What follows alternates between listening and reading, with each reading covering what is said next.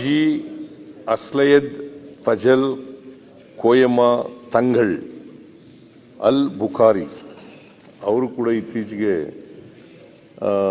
ನಮ್ಮನ್ನು ಅಗಲಿದ್ದಾರೆ. 160ಕ್ಕೂ ಅಧಿಕ ಮಹೋಲಗಳ ಕಾಜಿಯಾಗಿ ಸೇವೆ ಸಲ್ಲಿಸಿದ್ದಾರೆ. ಆಮೇಲೆ ಅವರು ಧರ್ಮಗುರು ಆಗಿದ್ದಂಥವರು. ಕೂರತ್ ತಂಗಳ್ ಎಂದೇ ಹೆಸರುವಾಸಿಯಾಗಿದ್ದ ಕಾಜಿ ಶಹೀದ್ ಫಜಲ್ ಕೋಯಮ ಬುಖಾರಿಯವರು 60ರಲ್ಲಿ ಕೇರಳದ ಕಣ್ಣೂರು ಜಿಲ್ಲೆಯ ಎಟ್ಟಿಕುಳಂ ಎಂಬಲ್ಲಿ ಜನಿಸಿದ್ದರು. ಅವರು ಬಹಳ ಮುಖ್ಯವಾಗಿ ಅವರೆಲ್ಲ ನಾವು ಗುರುತಿಸೋದು ಅಂತಂದರೆ ಯಾವುದೇ ಜಾತಿ ಮತ ಧರ್ಮ ಭೇದ ಇಲ್ಲದೇನೆ ಅವರು ಎಲ್ಲರನ್ನೂ ಪ್ರೀತಿಸ್ತಕ್ಕಂಥ ಮಾನವೀಯತೆಯಿಂದ ಕೂಡಿದ್ದಂಥ ವ್ಯಕ್ತಿ ಅಂತಕ್ಕಂಥದ್ದನ್ನು ನಾವು ಮರೆಯಲಿಕ್ಕೆ ಸಾಧ್ಯ ಆಗಲ್ಲ.